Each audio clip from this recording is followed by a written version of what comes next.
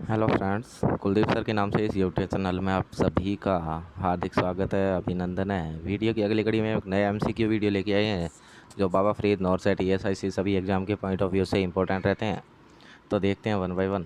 सबसे पहला क्वेश्चन है, clinical nurse prepare to assess the fundal height on a client who is in second trimester of pregnancy. Pregnancy के second trimester में एक lady है जिसकी फंडल हाइट को असेस किया जा रहा है नर्स के द्वारा।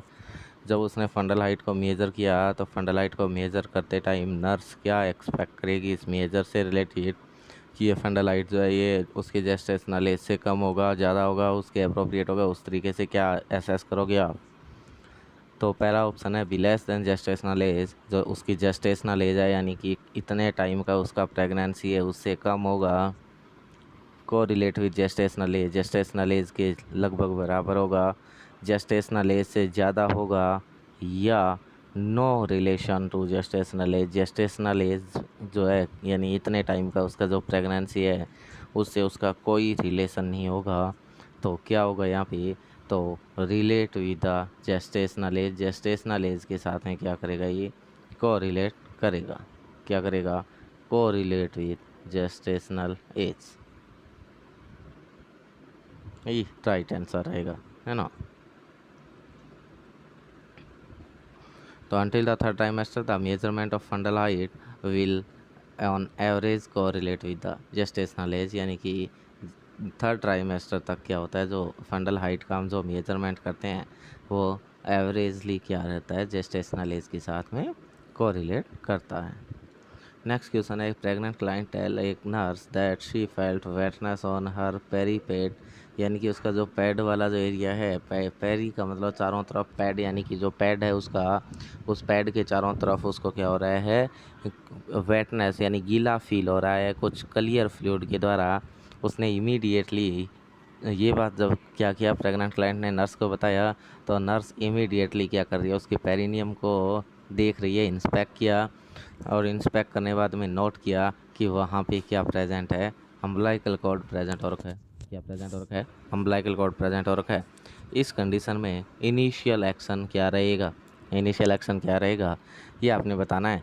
तो यानी कि यहाँ क्या हो गया, कोल्ड प्रोलैप्स की कंडीशन है। यहाँ पे क्या बन गया है, हिस्ट्री क्या बन गई है, कोल्ड प्रोलैप्स बन चुका है।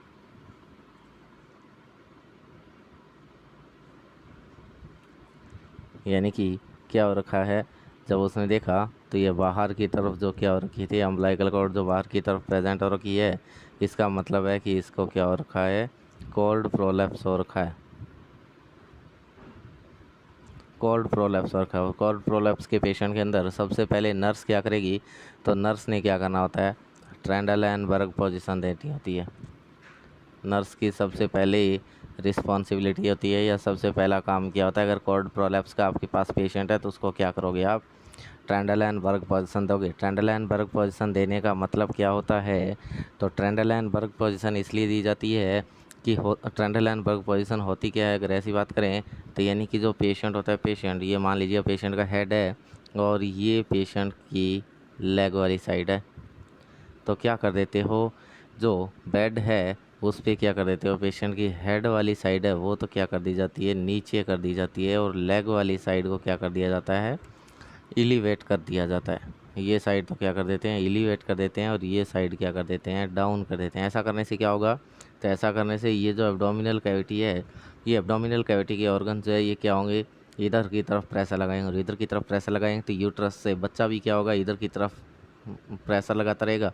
तो हो सकता है ये जो है ये कॉर्ड, एक तो क्या है कि पहला काम तो क्या होगा, ये कॉर्ड बाद जो है बाहर की तरफ जो है नहीं आ पाएगी, है ना। अभी यहाँ पे प्रेशर नहीं लगेगा और नहीं निकल पाएगा, तो ग्रेविटी के थ्रू ये क्या होगी, जो है हो सकता है ये वापस अंदर की तरफ चली जाए, नहीं तो आगे और कॉर्ड जो है वो क्या नहीं होगी, बाहर की तरफ नहीं निकलेगी।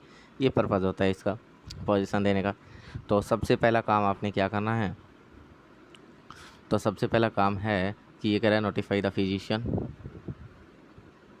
Monitor the fetal heart rate, transfer the client to the delivery room, और नेक्स्ट ऑप्शन है place the client in the Trendelenburg position. तो हमने कहा कि नर्स का सबसे पहला काम क्या होता है, ट्रेंडलैनबर्ग पोजीशन देना होता है। उसके बाद में फिर आप क्या करो, फिजिशियन को बताओ, और डिलीवरी रूम में ले जाना है तो ले जाओ, है ना। और फिटल हार्ट रेट मॉनिटर करो, ये सारे काम करने होते हैं। तो जैसे ही आपने इंस्पेक्शन किया पेरिनियम का, तो आपने अम्बिलिकल कॉर्ड नोट किया, तो नर्स इमीडिएटली क्या करेगी, पेशेंट को ट्रेंडल एंड वर्क पोजीशन के अंदर प्लेस करेगी। क्या करेगी, इमीडिएटली क्या करेगी, ट्रेंडल एंड वर्क पोजीशन के अंदर। और क्या करेगी, gently push the presenting part upward, जो प्रेजेंटिंग पार्ट है उसको थोड़ा सा ऊपर की तरफ क्या करेगी, पुश कर देगी, है ना। प्रेजेंटिंग पार्ट क्या होता है, प्रेजेंटिंग पार्ट वो पार्ट जो हम जब क्या करते हो, जैसे पीवी की जाती है या जब क्या करते हैं वेजाइना के थ्रू फेल्ट करते हैं, सबसे पहले जो पार्ट हमें फेल्ट होता है, या सबसे पहले जो पार्ट जो क्या होता है, जो पेल्विस में आके फिक्स होता है, वो प्रेजेंटिंग पार्ट कहलाता है। तो उसको थोड़ा सा क्या करना है, जेंटली पुश करना है, और जेंटली पुश करने से क्या होगा, कॉर्ड कंप्रेशन जो है अगर कॉर्ड के ऊपर कंप्रेशन आ रहा है तो उसको क्या कराएगा, ये रिलीव करवाएगा,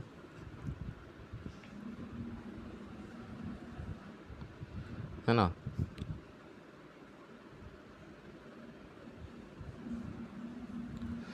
और पोजीशन मेंटेन करने के बाद में आपने क्या करना है, फिर फिजिशियन को नोटिफाई करें, क्या करें, फिर फिजिशियन को नोटिफाई करें। और अब क्या करेगी नर्स, फिटल हार्ट रेट को मॉनिटर करेगी, फिजिशियन को बताने बाद फिटल हार्ट रेट। और उसके बाद अगर क्या हुई हमें, अगर डॉक्टर ने बोला है या ज़रूरत पड़े, तो हमने क्या कर देना है, क्लाइंट को ट्रांसफ़र कर देना है, कहाँ पे, डिलीवरी रूम के अंदर। कहाँ पे, डिलीवरी रूम में। अगर हमें डॉक्टर ने बोल दिया है तो एक नंबर पे, अगर आपको प्रायोरिटी वाइज भी अगर ये पूछ लिया जाए, तो एक नंबर पे तो आप करते हो ये।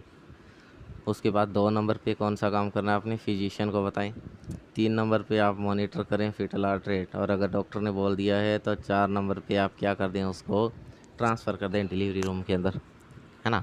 तो इस तरीके से आप इनको प्रायोरिटी पे भी सेट कर सकते हो।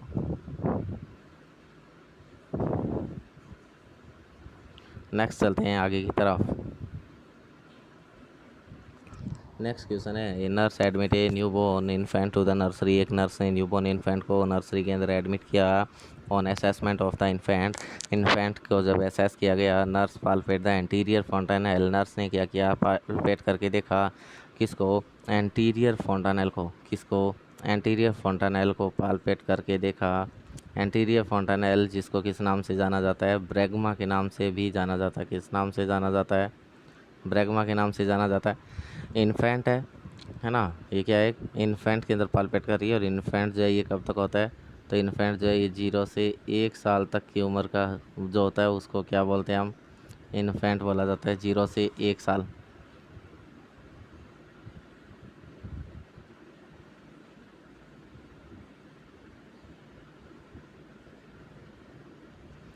जीरो से 1 साल की जो उम्र होती है उस उम्र को क्या बोलते हो, इन्फेंट बोलते हो। और ये जो एंटीरियर फोंटानेल जो होता है, एंटीरियर फोंटानेल थोड़ा सा हम डिटेल में बात कर लेते हैं एंटीरियर फोंटानेल के बारे में पहले पूरी।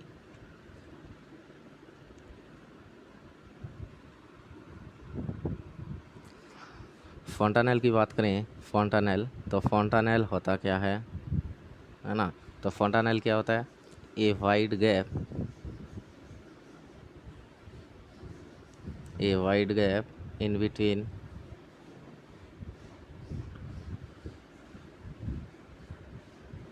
सुचर लाइन, या ऐसे लिखिएगा, या ऐसे लिखते हैं क्या,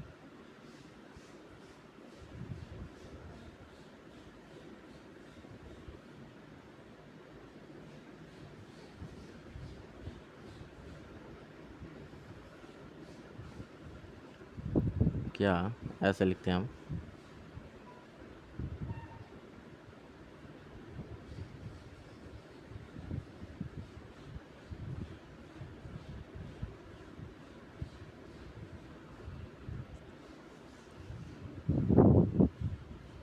ए place where, a place where two or more suture, a palace where 2 or more suture comes and meet। जहाँ पे क्या होता है, एक ऐसा स्थान जहाँ पे 2 या 2 से ज़्यादा सूचर्स एक साथ आके मिलते हैं, है ना, वहाँ पे क्या रहता है, ए वाइड गैप प्रेजेंट। वहाँ क्या रह जाता है, एक बड़ा गैप रह जाता है, ए वाइड गैप प्रेजेंट। वहाँ एक वाइड गैप रह जाता है और उस वाइड गैप को क्या बोला जाता है? फोंटानेल बोला जाता है। क्या बोला जाता है? फोंटानेल। अब जो फोंटानेल है ये टोटल तो क्या होते हैं? 6 होते हैं। टोटल कितने होते हैं? 6 होते हैं। बट क्लिनिकल इम्पोर्टेंस कितने की है? 2 की है। बट क्लिनिकल इम्पोर्टेंस कितने की है? 2 की है। क्लिनिकल इम्पोर्टेंस कितने की? 2 की। तो फोंटानेल क्या है? ये पहले वेयर 2 और मोर सूचर्स कम एंड मीट, और वहाँ पे क्या रह जाता है? एक वाइड गैप प्रेजेंट रहता है जिसको हम क्या बोलते हैं? फोंटानेल बोला जाता है। क्या बोला जाता है? फोंटानेल बोला जाता है। फोंटानेल अगर आपको बोले कि टोटल नंबर में कितने होते हैं तो 6 होते हैं। क्लिनिकल इम्पोर्टेंस कितने की है? तो क्लिनिकल इम्पोर्टेंस 2 की है। अब ये क्लिनिकल इम्पोर्टेंस जिन 2 की है वो कौन कौन से उनकी हम बात करें तो क्लिनिकल इम्पोर्टेंस किस किस की है? तो 2 कौन कौन से होते हैं? तो एक तो होता है एंटीरियर फोंटानेल और दूसरा होता है पोस्टीरियर फोंटानेल। एंटीरियर फोंटानेल जो होता है इसको ब्रैगमा के नाम से भी जाना जाता है। ब्रैगमा, ब्रैगमा। जबकि पोस्टीरियर फोंटानेल जो होता है इसको लैम्डा के नाम से जाना जाता है। लैम्डा। एंटीरियर फोंटानेल जो होता है ये कहाँ पे प्रेजेंट होता है, या आप बोल सकते हो कि ये किस किस से मिलकर बना होता है? तो इसमें क्या होता है? 3 सूचर लाइन होती है। क्या होती है? सॉरी, 4 सूचर लाइन होती है। 4 सूचर लाइन होती है और 3 सूचर होते हैं। 4 सूचर लाइन और 3 सूचर। जबकि जो आपका पोस्टीरियर फोंटानेल है इसके अंदर क्या होती है? 3 सूचर लाइन और 2 सूचर। 3 सूचर लाइन और 2 सूचर होते हैं। क्लोजनिंग कब होती है? क्लोजनिंग कब होती है? तो क्लोजनिंग की अगर बात की जाए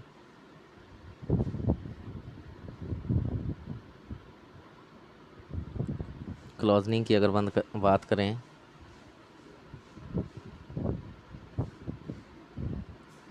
तो क्लोजनिंग जो है,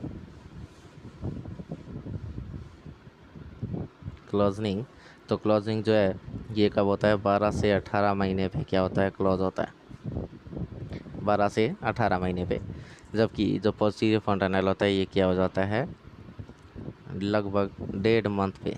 और 1.5 मंथ का मतलब है 6 वीक पे क्या हो जाता है? 6 वीक पे क्लोज हो जाता है। ये 1.5 मंथ पे होता है, ये 1.5 ईयर पे होता है ना। एंटीरियर फोंटानेल 1.5 ईयर की उम्र पे और पोस्टीरियर फोंटानेल 1.5 मंथ की एज में क्या हो जाता है? क्लोज होता है। अब हमारा क्वेश्चन चल रहा था, और हमारा क्वेश्चन क्या चल रहा था देखते हैं। तो एक न्यूबॉर्न इन्फेंट है, नर्सरी में रखा गया है। असेसमेंट किया जा रहा है इन्फेंट का। नर्स ने पालपेट किया, एंटीरियर फोंटानेल उसको फील हुआ, सॉफ्ट टाइप का फील हुआ। Nurse determine that this finding indicate, ये फाइंडिंग क्या इंडिकेट कर रही है? डिहाइड्रेशन को, है ना। डिहाइड्रेशन अगर होगा, अगर डिहाइड्रेशन होता है तो डिहाइड्रेशन में कैसा होगा? फोंटानेल डिप्रेस या सनकन होगा। डिप्रेस या सनकन फोंटानेल होगा। दूसरा है नॉर्मल फाइंडिंग, क्या ये नॉर्मल है? हो सकता है। तीसरा है इंक्रीज आईसीपी, इंक्रीज आईसीपी। अगर आईसीपी बढ़ा हुआ होगा तो बल्ज फोंटानेल फील होगा हमें।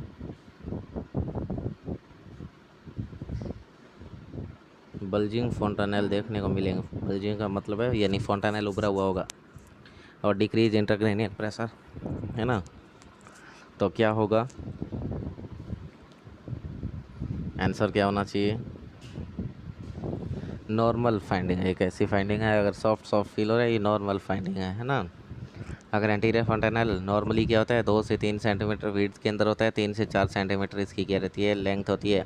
डायमंड शेप का होता है और नॉर्मली ये कैसा होता है? सॉफ्ट होता है ना, जो कि क्या है? नॉर्मल है। अगर क्या हो रखा है? बल्जिंग हो रखी है, इंडिकेट करता है इंक्रीज आईसीपी को, है ना। ये बात हमने यहाँ लिखी है अभी, ये देखिएगा, कह रहा है अगर क्या है सॉफ्ट है तो ये क्या है नॉर्मल है, अगर क्या हो रखा है बल्जिंग फॉन्टानेल है। बल्ज फॉन्टानेल इंडिकेट करता है कि इसको इंक्रीज इंट्राक्रेनियल प्रेशर को, बल्जिंग फॉन्टानेल। और अगर क्या है डिप्रेस फॉन्टानेल है, क्या है डिप्रेस फॉन्टानेल है, इसका मतलब है इन्फेंट क्या हो रखा है डिहाइड्रेटेड हो रखा है ना। डिप्रेस फॉन्टानेल है तो क्या हो रखा है डिहाइड्रेटेड हो रखा है।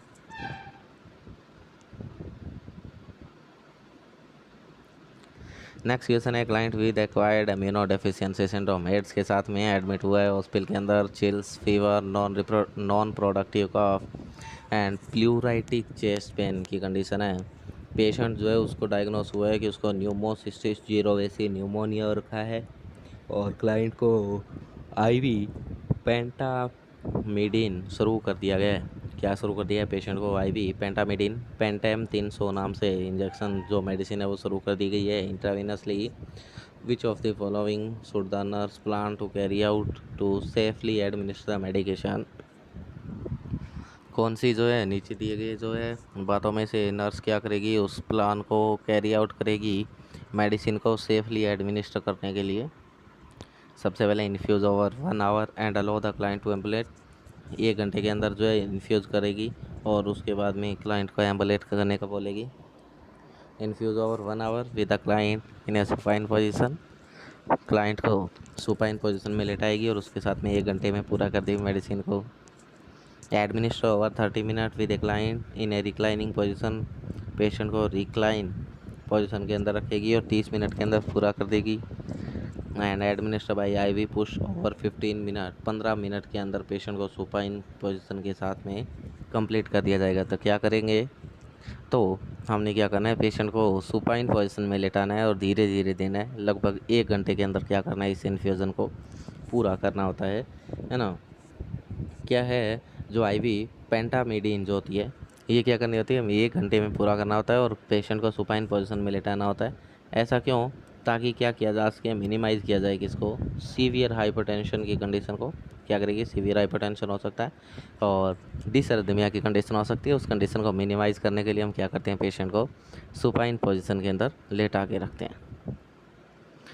1 घंटे के अंदर आपने धीरे धीरे इसको क्या करना है इन्फ्यूज़ करना है। नेक्स्ट क्वेश्चन है नेक्स्ट क्वेश्चन है क्या कह रहा है, nurse is caring for a client who has been transfer to the surgical unit, एक नर्स कैरी कर रही है किसको, क्लाइंट को, जो क्या हुआ है अभी अभी ट्रांसफ़र हो गया है सर्जिकल यूनिट से आफ्टर ए पेल्विक एक्सेंट्रेशन, पेल्विक एक्सेंट्रेशन के बाद में, यानी कि जो पेल्विस वाला एरिया उसकी जो है वहाँ से मसल्स वगैरह को रिमूवल कर दिया गया है। During the post operative period, post of period के बाद में क्लाइंट जो है काफ एरिया में पेन की कंप्लेन कर रहा है, काफ एरिया में पेन की क्या कर रहा है कंप्लेन कर रहा है। What action should the nurse take, nurse कौन सा एक्शन लेगी। Ask the client to walk and observe the gait, client को पूछेगी चलने के लिए और उसके गेट को ऑब्जर्व करेगी। Lightly massage the calf area to relieve the pain, pain को रिलीव करने के लिए उसके काफ एरिया को धीरे धीरे मसाज किया जाएगा।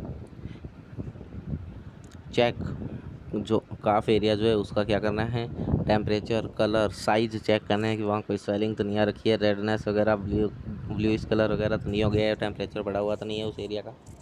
And administer P R N का मतलब होता है प्री रीनाटा, यानी कि तुरंत, as immediately as morphine sulphate as prescribe for post op pain, और जैसे ही दर्द हुआ दर्द होते ही मॉर्फिन सल्फेट MgSO4 दे दिया पोस्ट ऑफ पीरियड के में पेन को कम करने के लिए। तो क्या करोगे, तो क्या करना आपने काफ एरिया का टेम्परेचर, कलर और साइज चेक करना है वहाँ पे, है ना। टेम्परेचर बढ़ा हुआ तो नहीं है ना, अगर वहाँ से हॉट लग रहा है आपको, रेडनेस फील हो रही है ना, साइज जो है बढ़ा हुआ है तो इन्फ्लामेशन वगैरह की कंडीशन को शो करता है ना।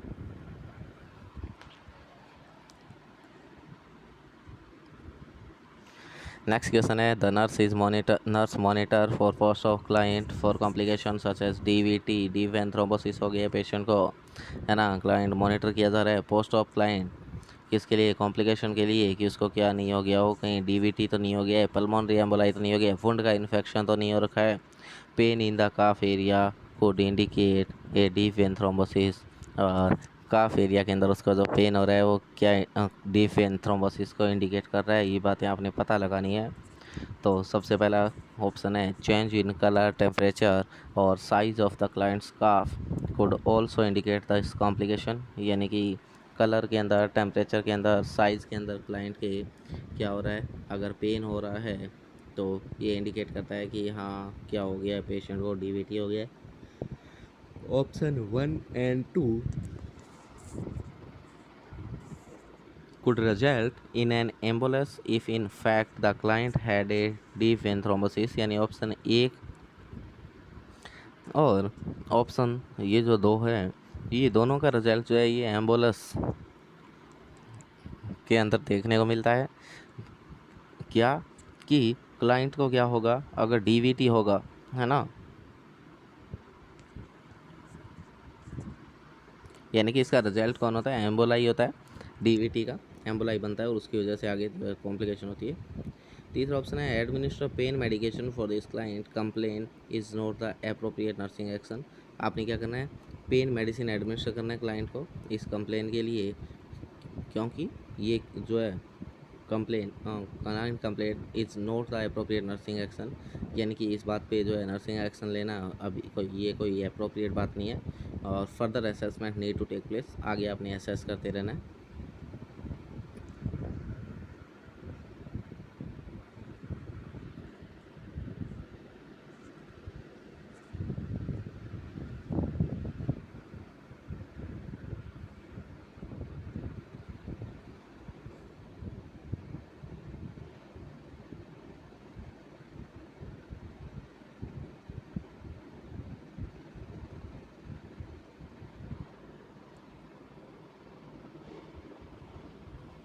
सॉरी, ये क्वेश्चन ऐसे है,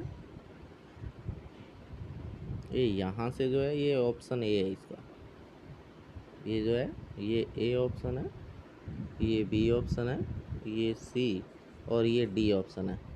तो आपको बोल रहा है कि नर्स मॉनिटर कर रही है किसको, एक पोस्ट ऑफ क्लाइंट को कॉम्प्लिकेशन के लिए, है ना, जैसे कि उसको क्या हो रखा था, डीवीटी हो रखा है या डीवीटी से आगे पल्मोनरी एम्बोलाई या वुंड इन्फेक्शन तो नहीं हो गया, इस बात के लिए आपने क्या करना है, उसको मॉनिटर करना है कॉम्प्लिकेशन के लिए पोस्ट ऑफ क्लाइंट के अंदर।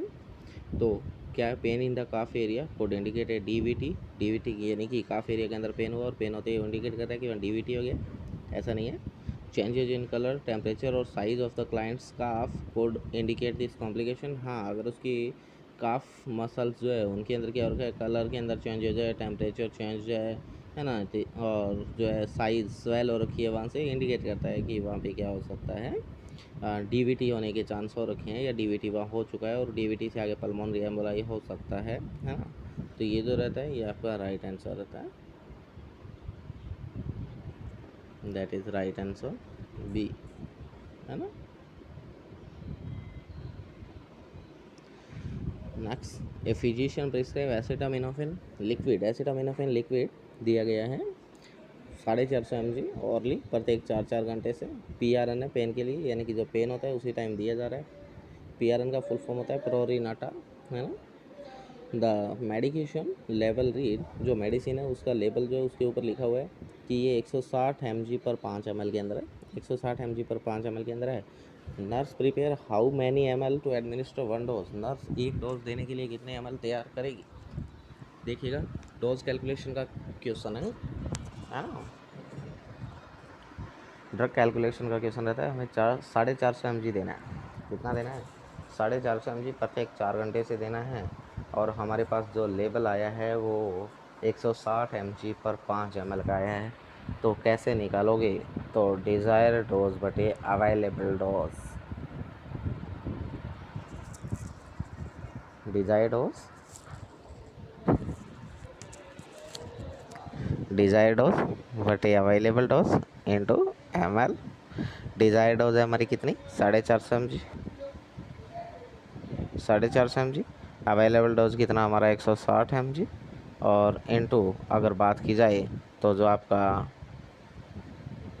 ml जो है वो कितना है हमारे पास 5 ml, हमारे पास कितना है,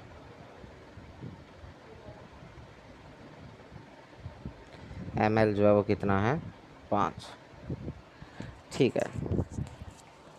अब क्या, तो अब हम इसको क्या करें, कट करें, और कट करें तो 4 चौके जो है, अगर इसको काट के देखें तो 16 को अगर 45 में भाग दें तो 16 दूनी 32, 16 × 48, तो 16 दूनी 32, 2 बार गया, है ना। अब 45 में से 32 गए तो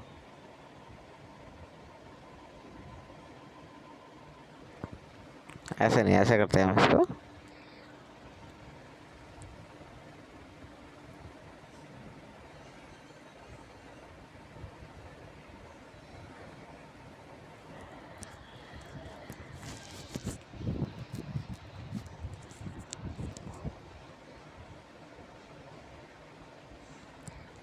सोलह को कट कर लेते हैं। 16 को कट किया कितने पे, 4 × 4 = 16, 4, 4 से कट करें तो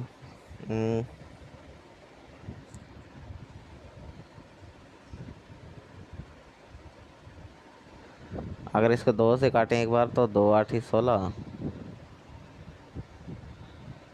2 × 8 = 16, और 2 दूनी 4, 2 दूनी 4.5। ठीक है, उसके बाद फिर डिवाइड किया जाए तो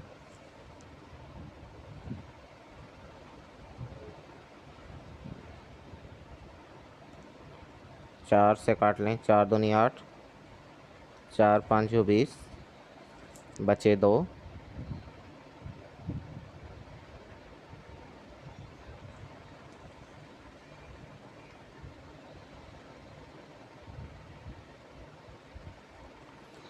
8 का ही दे लेते हैं डायरेक्ट, है ना। तो अगर 22.5 में 8 से डिवाइड करें, 8 से डिवाइड करो तो 8 दूनी 16, 8 × 3 = 24, यानी कि 8 दूनी 16, 8 दूनी 16, बचे कितने। एक बार इस पॉइंट को हटा लीजिएगा, मैं ऐसे मान लेते हैं ये 225 है ना, नीचे 10 लगा लेते हैं। ठीक है, 8 दूनी 16, बचे कितने, 6, ऊपर से आया 5, 8 × 7 = 56, 8 × 8 = 64, 8 पे दिया फिर से, 8 × 8 = 64, बचा कितना, एक में भाग जाएगा नहीं, और एक में भाग जाएगा नहीं तो हम क्या कर लेते हैं, यहाँ पे पॉइंट लगा ले, यहाँ क्या आ जाएगा 0, और 8 एकम 8, 8 एकम 8, यानी कितना आ गया, 28.1 आया। कितना आया, 28.1, 28.1 × 5/10। ठीक है, अब इसको आगे जब आप सॉल्व करोगे तो इसका क्या आ जाएगा, डोज आ जाएगा, और डोज कितना आएगा,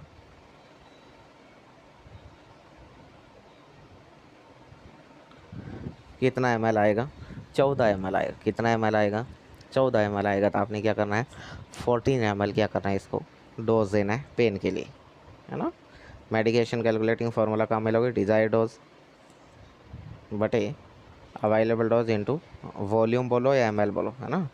डायरेक्ट ऐसे भी कर, मतलब हमने ये फार्मूला इस तरीके से लिखा था, डिजायर डोज बटे अवेलेबल डोज इंटू ml। आप इसको वॉल्यूम भी लिख सकते हो, है ना। तो 450 × 5/160, और जब इनको आपने डिवाइड किया, कट किया, तो कितना आ जाएगा, 14 ml आ जाएगा। कितना आएगा, 14 ml आ जाएगा। ठीक है,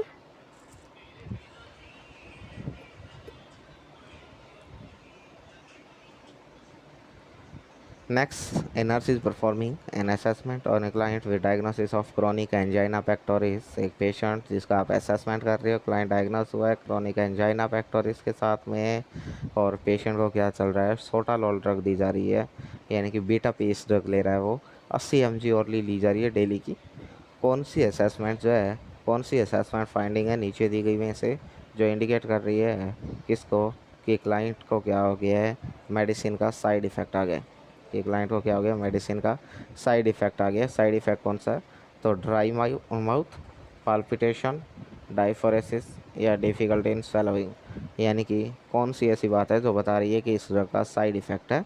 तो क्या होगा, अगर पेशेंट को पाल्पिटेशन हो रहा है, इसका मतलब है ड्रग का क्या हो गया है, साइड इफ़ेक्ट आ रहा है ना।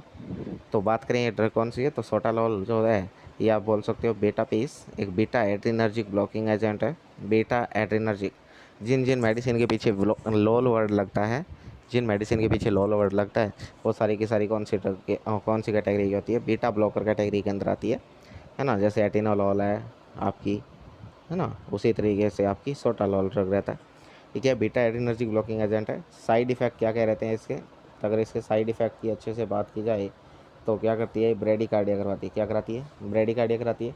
पाल्पिटेशन कराती है। पाल्पिटेशन का मतलब होता है खुद की हार्ट रेट खुद को सुनाई देना। हार्ट बीट को क्या करती है, इरेगुलर करवाने का काम करती है। ब्रीथिंग डिफ़िकल्टी करवाती है, ब्रीथिंग डिफ़िकल्टी। इसके अलावा sign of congestive heart failure, congestive heart failure के साइन आएंगे।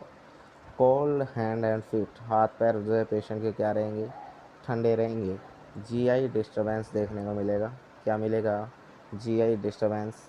एंजाइटी होगी पेशेंट को, पेशेंट नर्वसनेस फील करेगा और पेशेंट जो है वो बिना काम के क्या रहेगा, थका हुआ रहेगा, वीकनेस फील होती रहेगी उसको। हाँ, ये सारे के सारे साइड इफ़ेक्ट क्या होते हैं, इस ड्रग की वजह से आते हैं। तो सोटालोल क्या है, बीटा एडरेनर्जिक ब्लॉकिंग एजेंट रहता है।